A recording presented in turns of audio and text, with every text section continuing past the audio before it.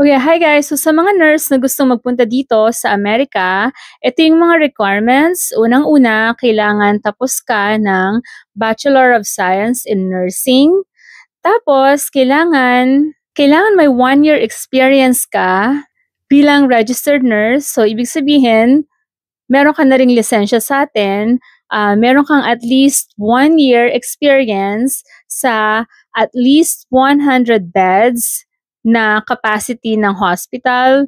Tapos, kailangan yung trabaho mo is sa mga preferred skill sets katulad ng ICU, CCU, MICU, CVICU, Neuro-ICU, Medical at Med-Surg. So, pwede rin naman na i-consider yung mga nasa OB, OPD, PICU, OR, PACU, PEDS, at NICU. So, bali sagot ng agency yung mga kailangan mo katulad ng NCLEX kung hindi ka pa nakakapag-NCLEX at pati yung review sa NCLEX. So, bali para makapag-apply ka, kailangan mong ipasa yung resume mo. Pag okay yung resume, at wala ka pang NCLEX, i-recommend ka ng agency, which is yung Medliant, sa NCLEX review na meron kang 8 months para tapusin yung NCLEX.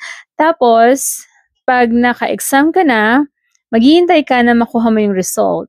Tapos, kapag nakapasa ka na at meron ka ng result, sisimulan na ng agency yung petition sa'yo at sa ngayon, medyo matagal yung hintayan, nasa 2 years, December ngayon, December 2024, nasa November 2022 yung pinaprocess nila. So, merong hintay na about 2 years. Tapos, pag nakuha ka na at nakarating ka na sa Amerika, bibigyan ka nila ng credit card na may laman na $2,500. Medyo sapat na rin yun para pambili-bili mo ng kung ano.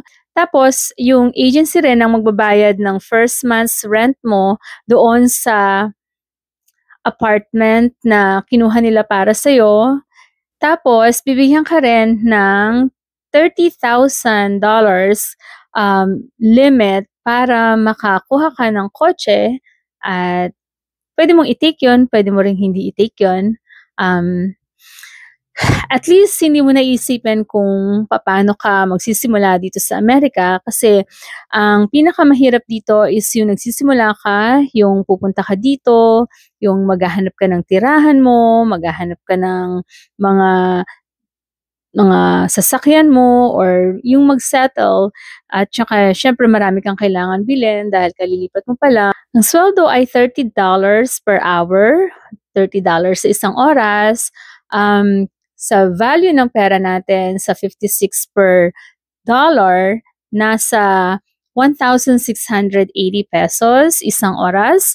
Tapos, ang kontrata mo ay 5,200 hours na it will take about 2.5 years para matapos mo ang kontrata. Tapos pag natapos mo yung kontrata, bibigyan ka na ng green card or pwede ka nang mag-apply ng green card.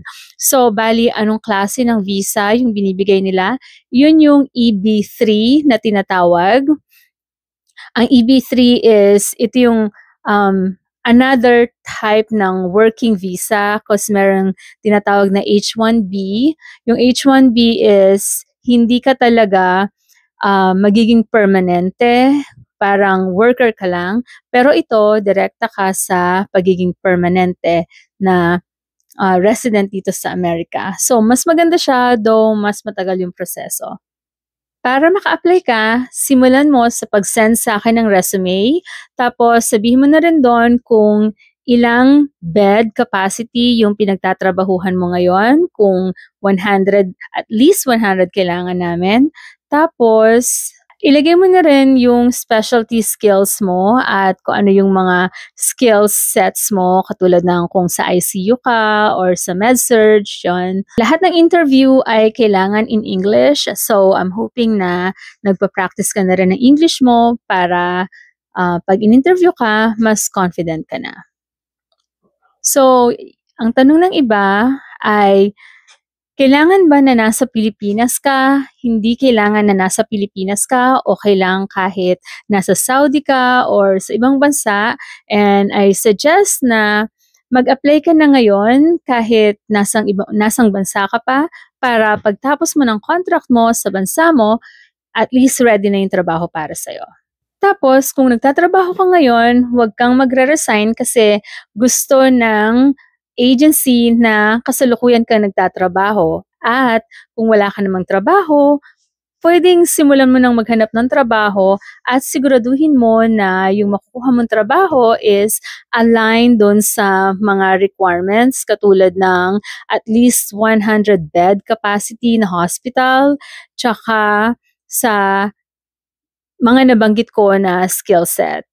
So may nagtatanong din na magkano yung gagastusin mo sa processing, at sa lahat-lahat, ang sagot doon is wala ka talagang gagastusin kasi sagot ng agency halos lahat. Simula sa NCLEX review hanggang sa exam ng NCLEX, at tsaka yung ticket mo, tsaka yung accommodations mo pagdating dito, tsaka bibigyan ka nila ng mga kailangan mo para makapagsimula ka ng trabaho dito. So really, wala ka talagang babayaran. So saan mo ipapasa yung resume? Ipasa mo sa email ko, ruthchavezpajor@gmail.com. Okay, so saang part ng Amerika kami nagpe-place or naglalagay ng mga nurse? So, isa sa mga states ay yung Texas, parang 4 ang hospital na pinaglalagyan doon. Arizona, Georgia, Arkansas, Tennessee. Ayun, so hindi masyadong marami yung states na pinaglalagyan, pero dun sa mga affordable na states, hindi yung sobrang mamahal katulad ng dito sa California na halos wala nang matitira sa sweldo mo. So, sisiguraduhin ng agency na meron pa rin matitira sa sweldo mo. Okay, so sa nagtatanong ng procedure ng NCLEX, sa ngayon, first step is send mo muna yung resume. Kapag nagustuhan yung resume mo, we'll talk about NCLEX. So, may mga nagtatanong din na kung tumatanggap kami ng mga caregiver. Sa ngayon, puro RN lang ang kailangan. So, walang caregiver. Sorry guys. So, kung CNA ka pa lang, pwede mong ituloy hanggang sa matapos mo yung RN mo, and then mag-experience ka, tsaka ka bumalik sa akin. Email mo lang ako. And suggestion ko sa mga hindi pa na-meet yung requirements is i-meet nyo muna yung mga requirements, tapos tsaka kayo bumalik sa akin, email nyo ako, ruthchavezpajor@gmail.com. Okay, so gaano ka-in-demand ang nurse dito sa Amerika?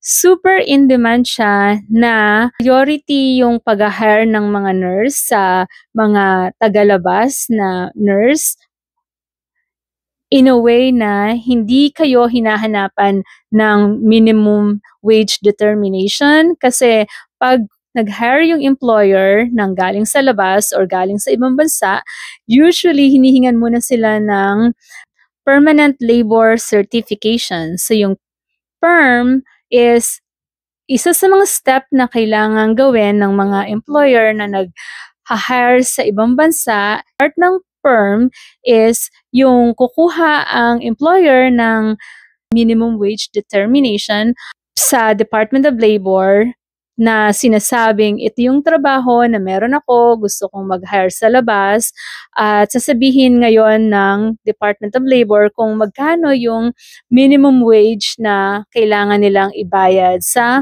mga mag-a-apply o sa mga magiging employees nila.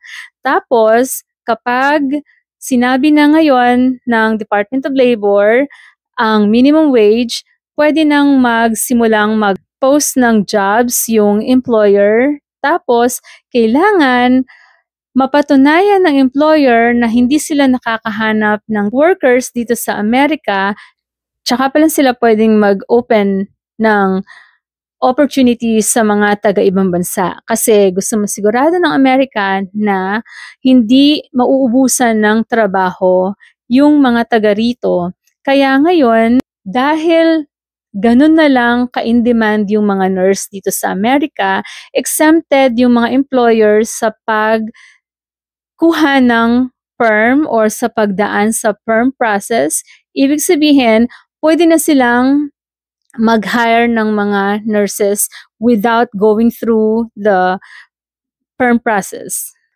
Gaano katagal ang proseso? Sa ngayon, medyo matagal dahil sa nangyaring pandemic, humaba yung backlog.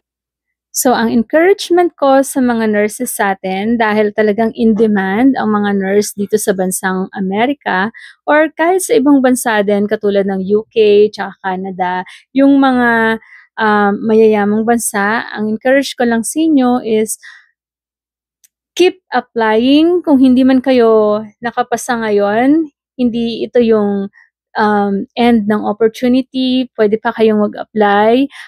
Kahit sa akin, pwede kayong mag-apply ulit kapag, let's say, hindi nyo na-meet yung requirements sa ngayon, apply lang ulit, and then mag-apply din kayo sa iba. So, mas marami kayong in-applyan, mas malaki yung chance nyo na makapasa.